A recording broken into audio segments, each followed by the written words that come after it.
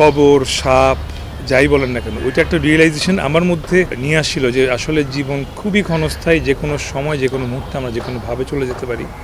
We need to be prepared. এই জীবনটা আসলে কিছুই না, সব কিছু আসলে পরকাল। খ্বাবনামা করার পর থেকে আসলে আমি চেষ্টা করছি এখন পর্যন্ত 5 ওয়াক্ত নামাজ পড়তে। যে বয়স হলে মানুষ নামাজ শুরু করে, এরকম একটা বিষয় থাকে।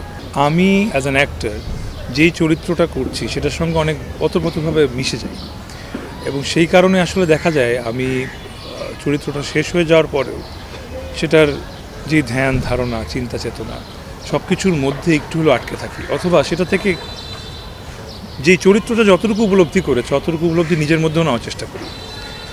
সেটা তো আসলে দর্শককে শেখানোর জন্যই করা, সেটা আসলে নিজে প্রথমে শিখি।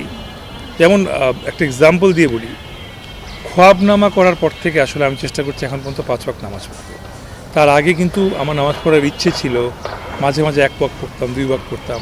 নামাজকে বলতাম যে আসলে এক সময় শুরু করব, কোনো একদিন শুরু করব। তো একটা দেখবেন টিপিক্যাল একটা ইয়ে থাকে যে বয়স হলে মানুষ নামাজ শুরু করে, এরকম একটা বিষয় থাকে। তো আমার কাছে মনে হচ্ছিল যে না, আমি আরও আগে শুরু করা উচিত। তো খ্বাবনামা help me a lot.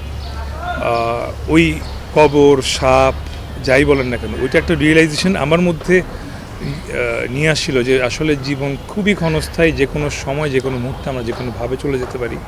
We need to be prepared. And এই জীবনটা আসলে কিছুই না, সব কিছু আসলে পরকাল।